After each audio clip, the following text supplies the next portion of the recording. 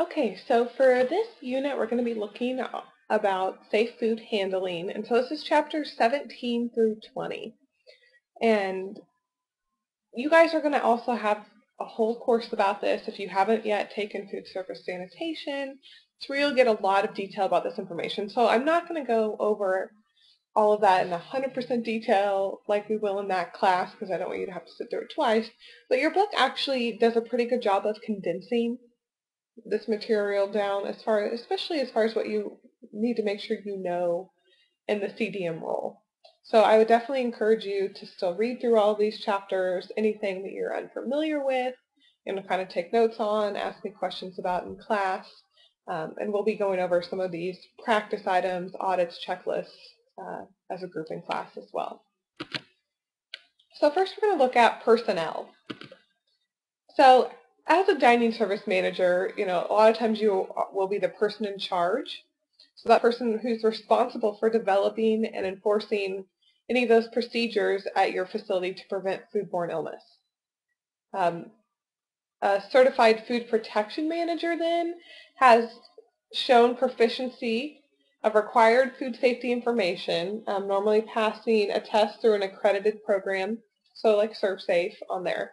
And at least one employee within management needs to have this responsibility, needs to kind of be that gatekeeper for food safety throughout the facility. So, what do we need to be concerned about when looking at our staffing in foodborne illness? So a lot of foodborne illnesses are passed from employees who are ill on the client, whether that be someone who knows they're ill or doesn't necessarily even know they're ill at that time, but can still pass that on. So we need to have policies and procedures in place to help prevent this. So some good personal hygiene practices, again, simple things, bathe daily, cover mouth when coughing. One I see a lot is eating or drinking while preparing food, or, while serving food, maybe more commonly as well. Making sure hair is covered and up, frequently washing hands, and limiting jewelry or anything that can potentially cause some physical hazards to the food. You should also use gloves appropriately, which means using gloves as single use, not washing the gloves, not treating gloves as some magic thing that you can, wipe your nose and it's okay if you have gloves on. I've seen that too. Just making sure glove use is appropriate. And also making sure that clothing is clean. That's a big thing. Sometimes you'll see people coming to work in, the same clothes, especially work clothes that they wore the day before, and that can just be a vehicle for pathogens as well. Some other things you must have is a distinct hand washing sink. So it must be intended for hand washing in restrooms. You need it in food prep areas and dining service areas, etc. The temperature must get to at least 100 degrees Fahrenheit. And you must have soap and approved hand drying method. So either single-use paper towels or an approved air dryer as well. Employees must also wash hands after touching bare skin or hair, using the restroom, coughing, handling any soiled equipment or trash, before food prep always, and during food prep as needed, and especially when switching between raw foods and ready-to-eat foods as well. So those are really important. A lot of people, say, what about hand antiseptics or like our hand sanitizers? And those may be used if it's an approved hand sanitizer, but it has to be used after an employee has washed hands. It can't take the place of hand washing. So just some things in mind to help enforce that. When we're looking at employee health, like I mentioned before, even personnel who aren't experiencing symptoms may still be a carrier of that. So again, you have to really work with individuals to help make sure they know when to report illness, what symptoms to look for, and also be on the lookout for it yourself as a manager. Just some definitions. Your dining services employee is defined as any individual working with unpackaged food, food equipment, utensils, or food contact surfaces on that. So even someone, cleaning, who was cleaning the food contact surfaces, etc. may be coming in contact with those. A conditional employee then is a potential food service employee to whom a job offer is made conditional on responses to subsequent medical questions or examinations. So you are allowed to do this, to help ensure that you're bringing on people who aren't carrying illness that is transmittable in terms of posing a real food safety risk. So you have to be careful of this. So some illnesses, that don't pose a food safety risk, you can't exclude people from work for that. That's discrimination.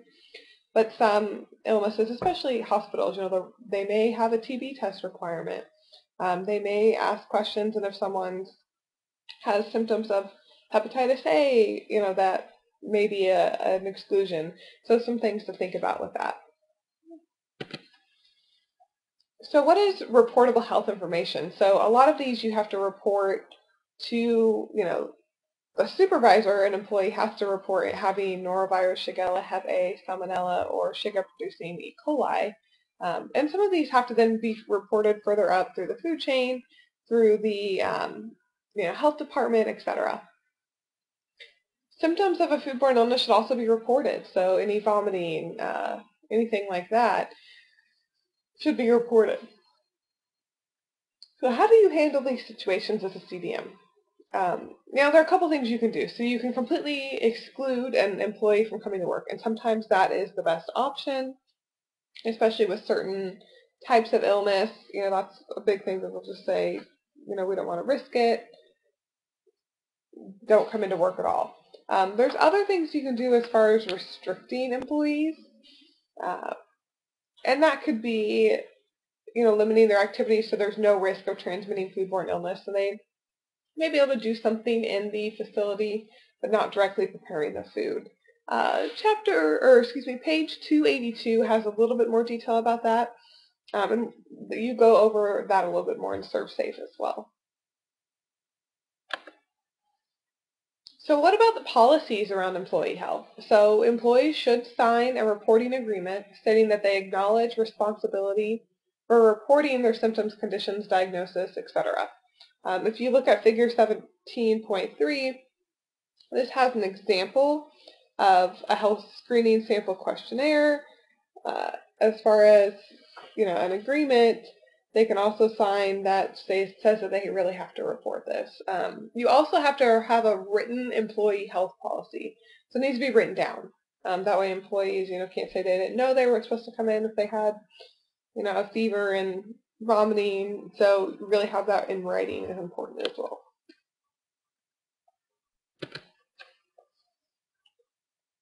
All right, what about safety? So when we look at safety and risk management, we're really looking at dangerous situations to clients. What could happen with food you're serving to clients, organization, or even situations that may not be safe for employees to be in. Some examples in figure 17.6 has several examples, but pile of boxes in the hallway, having pots and pans with loose handles that make it more susceptible to burn, or to spill the contents of a hot pot. Having dull knives. So having anything where really, it's set up to be a safety concern is something to think about. There are, safety audits and inspections that should be performed regularly. Employees should be aware of safety concerns and what to do about it. So, having these audits, and we're going to look at this a little bit more in class, that way is this space safe not only for my employees, but also for the people we're serving, etc. So making sure you're doing those audits and seeing how you're doing with that. So again, if you look at 17.7, it's got a several page self-inspection, self-audit, and we're going to look at that more in class as well. You also must have the safety data sheets. So for any hazardous chemical, you must have those on hand that give information about the chemical, what it is, what to do in the case of exposure, unwanted contact with it, etc. All right, so what about fire safety?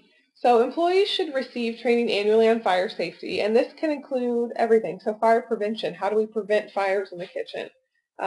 Where are the fire extinguishers and alarms if there is a fire? How do we respond to the fire? So having all of that down is really important as well. You want to also make sure your equipment is inspected so it doesn't pose a safety threat. So if cords are fraying, there's other sensors that are off, those things can be fire safety or fire risks. So making sure you're doing that. And another thing they briefly talk about is what to do in the incident of heat exhaustion, especially for employees. So the kitchen can be a hot environment. There can be a lot going on. A lot of movement, a lot of heat from the cooking equipment, especially if it's a hot day. Dehydration can occur, all of that. So really, as manager, making sure that you know kind of what to do in the case of that. Some basic first aid, what you need, who's your local emergency contact, etc., can be really important for that topic as well. All right, what about government regulations? So OSHA, as we probably have heard it called, is the Occupational Safety and Health Act, and that mandates that employers provide a safe work environment for employees. So again, this requires maintenance of safety records, that you are doing the safety audits, that you're checking to make sure equipment works properly. OSHA can also periodically inspect businesses. So they want to make sure that everything's safe for the employees. Inspections will also occur especially if there's a large incidence of accidents or injury coming from your workplace. So trying to prevent that is important. Any work-related injury is really an injury that occurs at work that either results in days away from work, restricted work activity, medical treatment, loss of consciousness, or death. So broad description on that. But really anything that occurs at work can be a big liability. So making sure your facility is as safe as possible to help reduce the risk of those injuries. All right, and if you haven't heard the term ergonomics, it's kind of becoming a hot topic these days, and that's really that science of fitting the work environment to the employee. And a lot of times we're talking about musculoskeletal disorders, so really anything that affects any part of the muscle bone system. A lot of the injuries that we look at in this case are those repetitive movement injuries or other common work injuries such as hurting the back by lifting something heavy. So a lot of times we are looking at how can we set up, whether it's an office, whether it's a plant, a kitchen, etc. Something that way we can help prevent these. So in an office setting, it may be even, are the keyboards placed properly, how are the chairs, etc. In a warehouse, it maybe do you have the proper equipment? Are employees trained on proper lifting? In the kitchen, is the workstation set up properly? Is the equipment kept safe? What can we do to help prevent injuries? If you look at figure 14, 15, and 16, those also have some good examples of some potential solutions to some common ergonomic problems as well. So that's something I want you to look over. All right, so now we're going to look at purchasing. So when we're purchasing foods, it's really important to purchase foods that come from an approved source that is inspected based on federal, state, and local laws. So that inspection is that mandatory process that really addresses wholesomeness and safety of fresh meats, dairy, and other products, especially produce, etc. So these inspections, can be federal, state, all these different entities may have regulations, but this is really important to make sure that we're getting food from a vendor that uses safe food practices. If you remember, if you've taken ServSafe, that the shellfish identification tags are these labels that can be used to trace shellfish product back to the source in the event of an outbreak. These are things you actually have to keep on hand for a while, even after you've cooked and served the food. These are important just to have in case there is an outbreak of a toxin or some other kind of foodborne illness that traces back to a seafood product. You also have grading, and you may have seen these, USDA Grade A, etc. So this is a voluntary process. And what grading does is really providing a descriptive term or number to help indicate quality of the product, so quality of the meat, quality of the eggs, etc. When purchasing too, just FYI, you may have a group purchasing organization or some kind of contract that helps you negotiate favorable pricing to get a better deal. And so sometimes groups that have members can pool together and get better prices on certain food items from reputable suppliers as well. So what about when you're receiving your food? So again, all throughout this, purchasing can be an area where food safety problems can occur, receiving as well. And when receiving, you want to reject food with damaged packaging, check for any inspection stamps, tags that should be there, dates to make sure it's not expired. Check temperature of frozen and refrigerated foods to make sure it was delivered to you at a proper temperature. Make sure it's fresh. Verify freshness. How does the produce look? What's the texture of some of these foods? And then really looking for signs of pests. So pest damage to either the food or the container or spoilage as well. When possible, delivery should be completed when received, when that receiver can inspect immediately. So that can be helpful. That way you can get any problems right when they occur. Fish is just an FYI, not going to go into too much detail, but fish is an area of special concern, especially receiving fresh fish. Ensuring that it is safe can be a big thing. And using a receiving checklist is helpful. Did you receive the foods that you ordered properly? What kind of condition they were in? Did you reject any foods, etc.? If you look at figure 18.4, it actually has a pretty good list of quality indicators for beef, poultry, fish, eggs, produce, etc. So it goes into some things, with canned foods, making sure they're labeled, no dents, packaging's intact, etc. So looking at those can be important as well. When we are looking at packaging, there are a couple key things to look at. So modified atmosphere packaging is a type of packaging that extends the life of a product. What this is trying to do is maintain a reduced oxygen environment. A lot of our pathogens are aerobic, meaning they require oxygen to survive. So that modified atmosphere packaging can help reduce the number of pathogens in the food. Anaerobic pathogens, there are some that can survive in a low oxygen environment, so just be careful with that as well. Sometimes they'll have a time temperature indicator strip, and really this is a strip that changes color if the product has been temperature abused. So if the product has gotten to a too high of temperature typically, that indicator strip will change colors, letting you know that even though it's delivered at a proper temperature, it was held at a higher temperature previously. A lot of our products are also ultra high temperature processed, and really that's a process of treating these products with flash sterilization and then packaging them into airtight containers to help prevent that. Just make sure with these you follow the directions on once it's open, how long it's good for. Alright, storage of food is also important. So proper storage involves not only good lighting, proper temperature, ventilation, and air circulation. Food must be stored 6 inches off the ground. I see this a lot, so making sure it's lifted off the ground. It should be stored in a way to prevent contamination, so that's covered in airtight containers, etc. First in, first out. If you haven't heard that, that's really a practice that ensures that older products are used first. So basically, when you get a shipment of milk, instead of putting that shipment in the front of the shelf, move what was in the back of the shelf as long as it's still good to the front and put the new shipment in the back. That way you're rotating product and using that older product first. Again, ensuring that it is still good.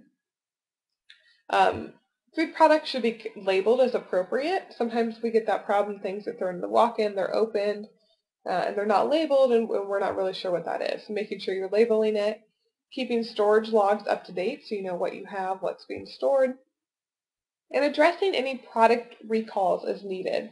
So if you have a bunch of mayonnaise and it's recalled, really looking at that to see if what your course of action is.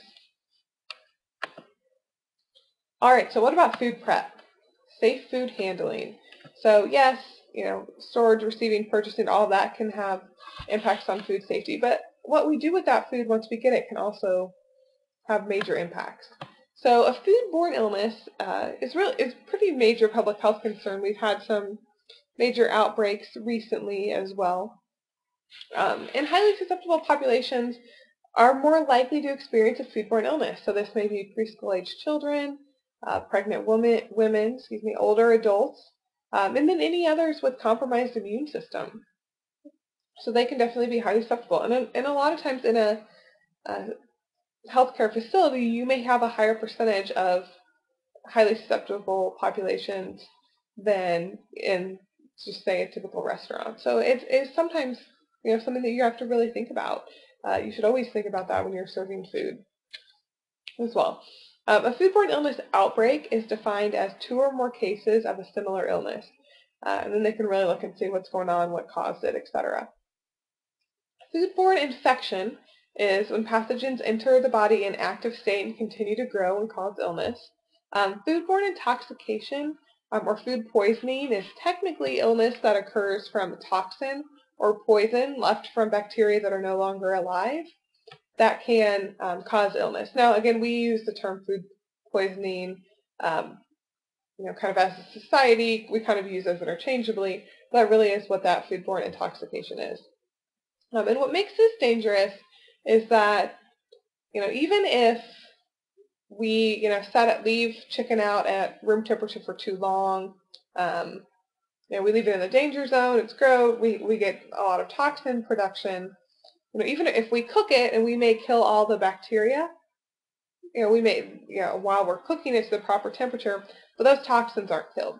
So, that time temperature abuse, even if we're cooking it to the proper temperature and killing all of the bacteria later on, can still cause some major illness. So just keep that in mind. Some people think if they're cooking it, it doesn't matter, but that's not true at all. So what are some food hazards?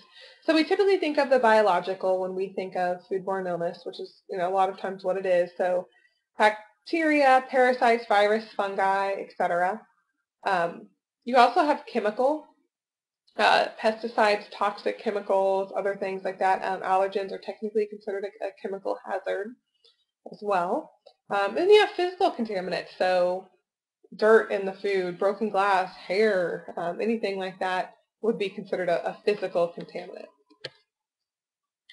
So when we look at common foodborne pathogens, and we'll go over these a little bit more in class, but if you look at figure 19.3, it's got a chart which continues onto the next page as well of some common foodborne pathogens. So we may have heard of Clostridium botulinum, or you may have just heard that as botulism. You may have heard of E. coli, Listeria, Salmonella, but there are several that are common foodborne pathogens as well.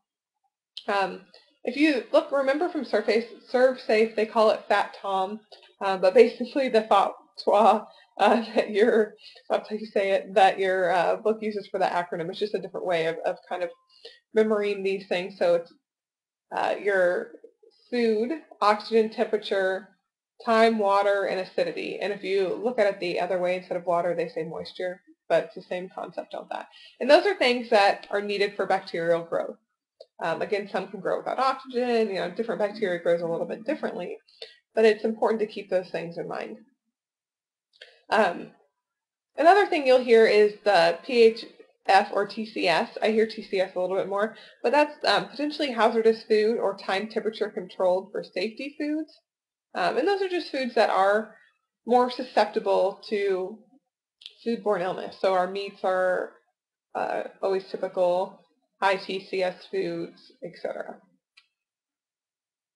But also the hazard temperature zone, if you take ServSafe, or if you haven't yet, that'll be drilled into your head, excuse me, but that 41 degrees to 135 degrees is considered that danger zone. So your pathogens tend to grow at a higher rate in this zone. All right, so allergens, And additives to food are also a concern. So the most common food allergens, and you may have had this drilled into your head from other courses, but are those milk, eggs, fish, shellfish, nuts, peanuts, soy, and wheat. So again, those are the ones that have to be labeled on all foods. You will definitely encounter individuals who have allergens to other foods. So, keep that in mind. These aren't the only food allergens to be concerned about. These are just the most common ones as well. You may have other things like nitrates, MSG, that may cause reaction for some people as well. It's really important to avoid cross-contamination with these things. So, even if a food doesn't have peanuts in it, but you use the same cutting board to prepare that food that another food, that can cause cross-contamination. So just be really aware of that with your allergens and additives. And when we're really looking at keeping food safe, temperature is a big thing. We really need to monitor our temperature, really work on, like we talked about, avoiding cross-contamination. It's a big way that we can, pass on raw chicken juice into lettuce and cause some problems there. We also want to make sure we thaw our food safely. So some different processes with that, refrigeration, cold water. So we're under cold water, running water. Sometimes you can just thaw food in the cooking process, so you can cook it frozen. Microwaving, if you do microwave it for thawing, you need to cook it immediately. Or slacking, which is a process of bringing a frozen food temperature up slightly before cooking, especially some things that are deep fried, they'll do that with. So what are the food temperatures that we need to know? So food must be cooked to appropriate temperatures, and you should use a good thermometer. So you have the bimetallic stem, which if you have a food thermometer at home, that's probably what you have. You have some thermocouple, some other food thermometers that are a little bit different, have more of an electronic readout, have a probe that's attached by a cord or something to the reading tool as well. So fruits and vegetables must be cooked to the 135°F. Your whole steaks, chops, fish, seafood, and eggs that are meant for single serving, so meant to be served right away, should be cooked to 145 degrees for at least 15 seconds. Any ground seafood or meat or eggs that are held, so scrambled eggs that are hot held that you're serving to individuals as they order it, those should be at 155 degrees for 15 seconds. Any poultry, any stuffed fish or meat or stuffed pastas should be heated to 165°F for 15 seconds. And then anything cooked in the microwave should be cooked to 165°F for 2-minute hold. And that 2 minutes is to help kind of even out that cooking. We know that microwaves aren't necessarily very good at even cooking. And so, making sure that all of the food is up to that 165 degrees is important. So when we're serving safe food, you may have heard, hot food hot, cold food cold, which, sounds very obvious. But really, hot food must be held above 135°F. Cold food must be held below 41°F. Now, there are certain exceptions to this rule that you may, when you look at ServSafe, you'll look at as far as, for certain periods of time, if you're out serving items when you don't have access to, way to keep it hot, but you've got to make sure the temperature stays in a certain range, so there are several ways you can do it, but this is typically a good guideline. Any self-service food bars, so buffet, salad bar, anything like that, all the food should be labeled. You should use sneeze guards, clean tongs regularly, those things just to try to help reduce the risk, because we do know those are higher risk areas for sure. Any ready-to-eat food, so you need to make sure the FDA guidelines are met for each of those foods. And then when we're cooling food, so if you make a big pot of soup or chili or something like that, it has to be cooled below 70 degrees within the first 2 hours, and then below 41°F with no more than 6 hours total in that cooling process. This may seem like it's easy to do, but sometimes, especially with large batches of food items, if people leave it in a big pot, the kitchen's hot, it can be difficult to get it down to below that 70 degrees within the first 2 hours. So that's something that there are several things you can do using, cooling, ice wands. Really one of the best things you can do is just put it into smaller containers. that can also help it cool faster as well. When you're reheating food, food should be reheated to at least 135 degrees Fahrenheit for hot holding.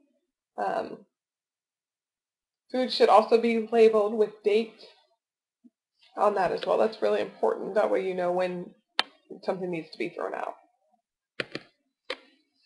All right, so HACCP. We're going to look at this more in class, but HACCP is a preventative food safety program, and it stands for the Hazard Analysis Critical Control Point.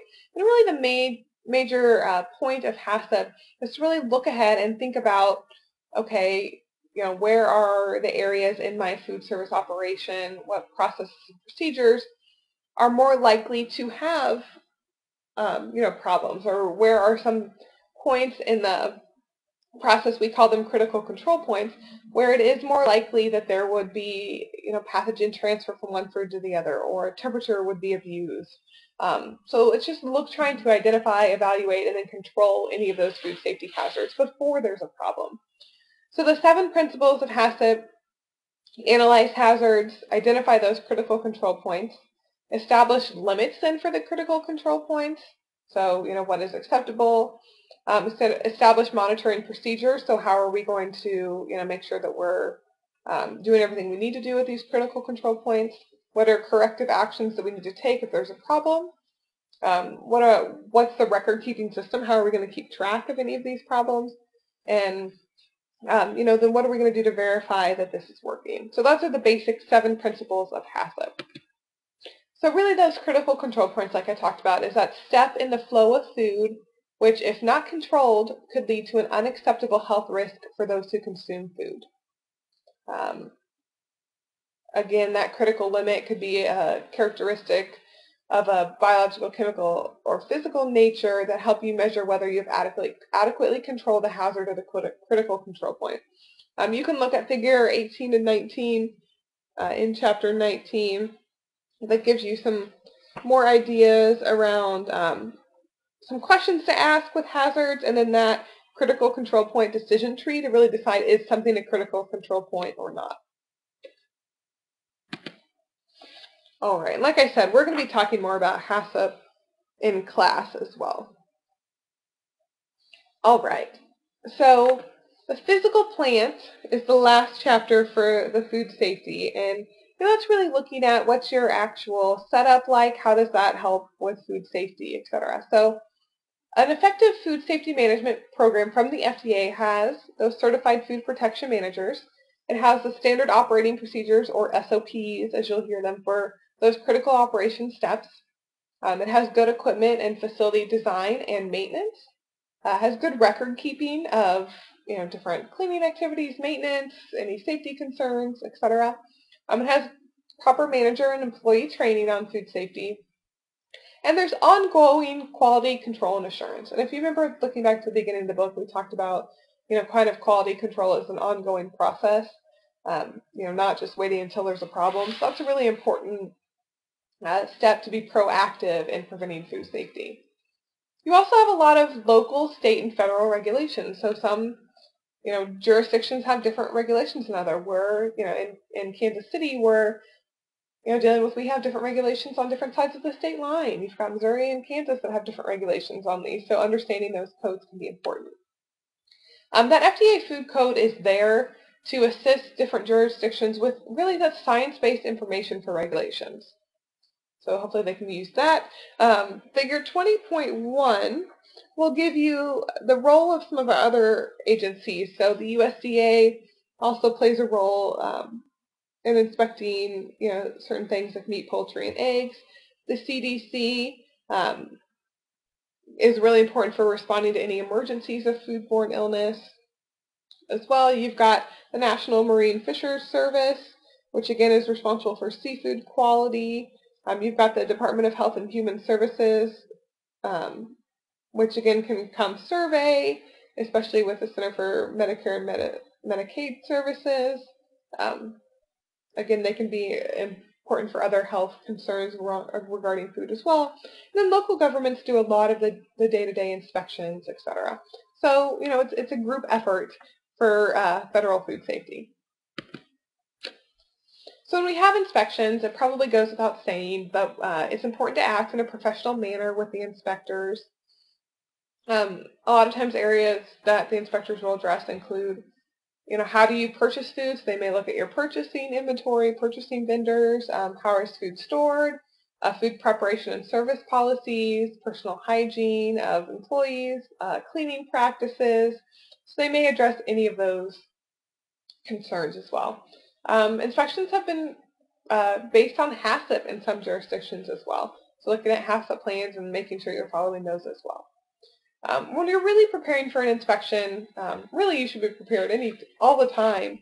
But really a lot of that comes to keeping good records, so you have records of the last time equipment was maintained, etc. And then also completing self-inspections. This is really important. And how often you do this depends on the facility, but some will go around every month, every week, and make sure that they're doing short self-inspections, that food is being stored properly, employees are doing what they need to do, etc. It's also really important to have an emergency plan. These are many different types of emergencies. So whether flood, tornado, hurricane, fire, utility loss, so the power goes out, workplace violence, is there bomb threat, robbery, vandalism, sudden illness of an employee or client, and this could be like a true sudden illness as far as having a heart attack, having some other kinds of concerns. What do you do in those situations? Foodborne illness outbreak, how do you handle those? So just some things to think about. How do you feed clients in an emergency? With this, we don't necessarily mean like acute emergency, like there's a tornado, right? That's like, okay, we're not worried about that. Meals can wait. But what about an emergency where you lose power for 2 days? There's a snowstorm. You still need to be able to feed your clients. So how do you feed clients in those emergencies? How do you address a foodborne illness outbreak? And a lot of these, you have to be really careful even from a legal perspective. How do you communicate with the media? Don't take responsibility for any of the foodborne illness outbreaks. That can cause a lot of legal concerns, especially before it's warranted, right? Not saying never take responsibility, but again, you have to be careful with what you say in those situations as well. But having that plan for what you're going to do, and making sure your employees know. Having a plan is great. It's not really helpful if none of your employees know what to do. It's making sure that they all know what to do in any of these cases. Food security is something that we're starting to talk more about, and the FDA actually recommends that CDMs consider that possibility of food tampering or any other criminal actions that may result in unsafe food. So some of their advice is, to restrict access to areas with food, to prevent who has access to storage rooms, etc. Train staff on security awareness. What do they do if they see a suspicious person? Monitor self-service areas. A lot of times this is training your staff to just, keep an eye. Are they seeing someone acting weird around the salad bar, etc. Monitor inventory, so make sure the inventory, is being watched. And having a crisis response plan. So all those things are really important to help ensure food security. So some considerations with construction. So some of you may have no control over this. Some of you may get to be in a facility where they're remodeling or building new. And so a lot of this is choosing materials for floors, walls, ceilings, etc. that are easy to clean and maintain. That's number one. We want to be able to clean and maintain them well. We also want to make sure there's adequate drainage in areas that's needed. If there's a lot of spills, dishwashing areas, etc. Coving, and you may not have noticed it, but if you work in a food service facility, look for coving, and it's really something that kind of goes on it's almost like a molding, for the floor that helps meet the wall junction and floor junction to prevent the accumulation of bits of food. So it's basically trying to take it from a 90-degree angle to a little bit of a curve that helps prevent the accumulation of food in there, which can attract pests. So it's something that you may not have noticed before, but look for that. HVAC systems, lighting, all of those should be up to date, safe. Washing areas should be easy to keep clean. Same with your prep areas. They should have durable work surfaces. Stainless steel is a good choice because those are durable. They don't necessarily absorb a lot from the food. They're easy to clean. etc. And any toilet areas should be away from food prep and up to code with proper hand washing sinks, etc. So with your equipment, again, you should use the equipment that's intended for the dining services industry. It should be intended for commercial use in most cases. Should be, again, easy to clean, maintain, and service. Easy to disassemble if needed. Durable materials as well. So those are some important things to look at. It should be installed accurately. It should either be sealed to the floor or at least 6 inches off the floor, depending on the equipment. But really, you're trying to prevent a lot of crumbs or other things, kind of hiding out under equipment.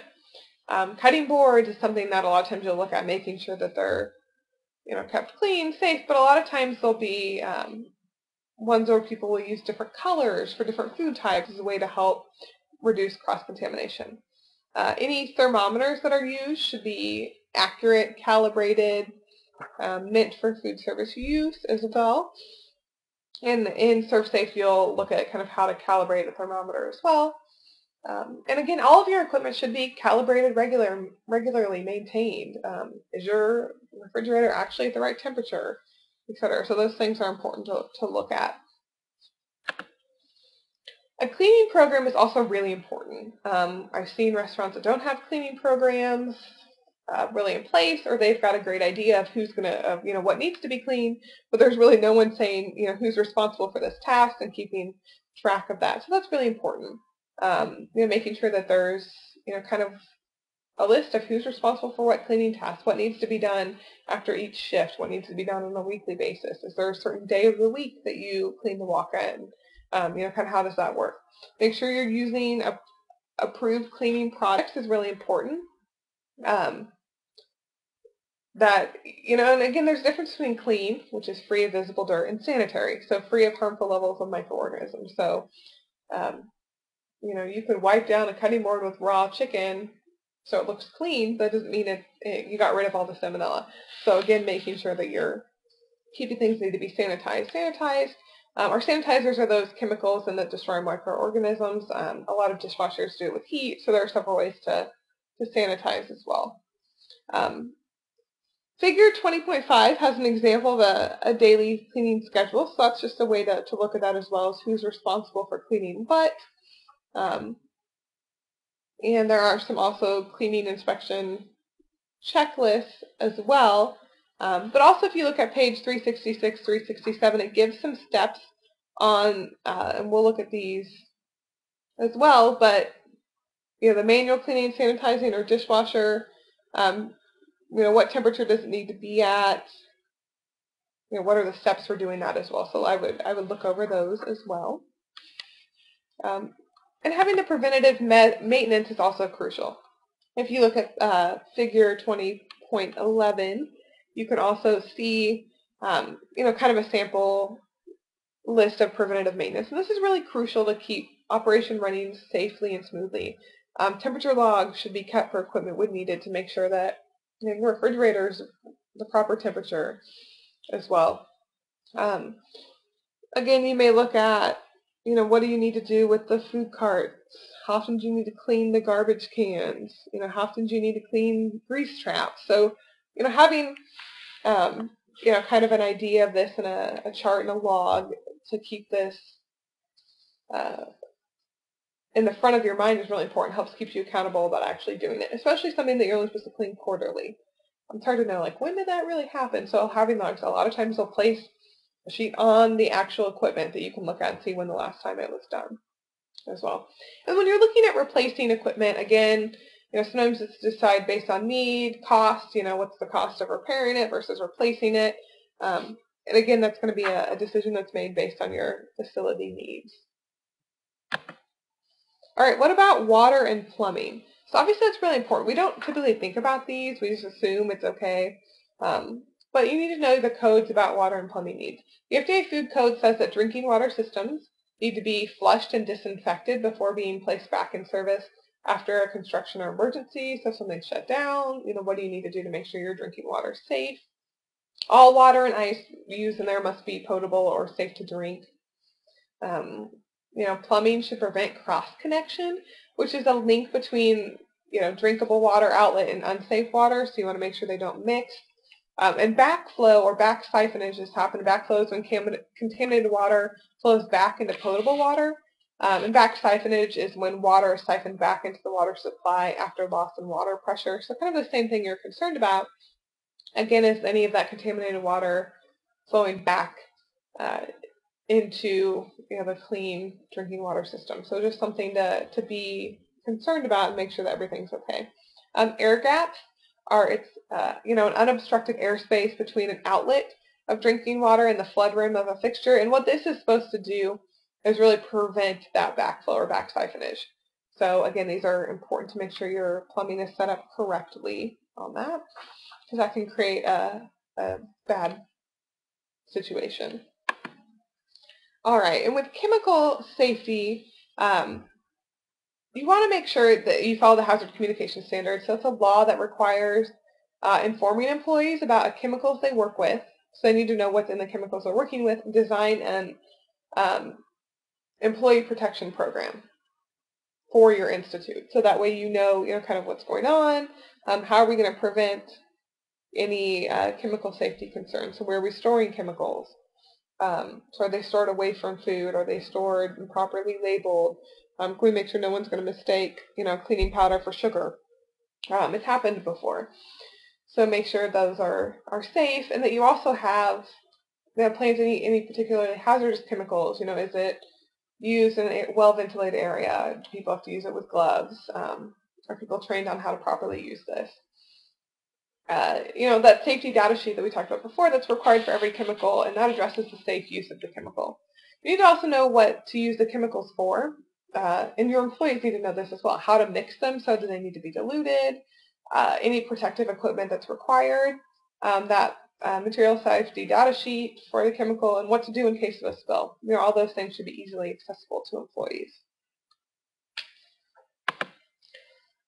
All right, and then lastly, pest management. And this is something that you hear about, cockroaches or flies or mice or birds. That really grosses us out with restaurants. And it's really important to put policies in place to prevent these common pests, because many of these can carry pathogens. Yeah, it kind of grosses us out, but also it's really important because it can carry a lot of disease. So it's important to look at, and cockroaches, flies, rats, mice, birds, those are some of the most common ones. And they give a little bit of a detail, a couple sentences about each one in your book on page 377 if you want to look at that. But really, integrated pest management is really what we're looking at. It's a coordinated approach to pest control, food production, dining services. What do we all need to do together to manage our pests? So again, that's something to look at, and a lot of it's preventative. Some of the things we've been talking about with, keeping things clean, keeping food off the floor, a lot of these are steps that help reduce pests as well. So just keep those in mind. So we're going to be looking at, kind of doing a safety audit and doing a few inspections and how to put together a HACCP plan in class. Again, we kind of went over this really briefly, so if you have any questions about any of the food safety topics, don't hesitate to write them down, ask me in class, shoot me an email, etc. Thanks, guys.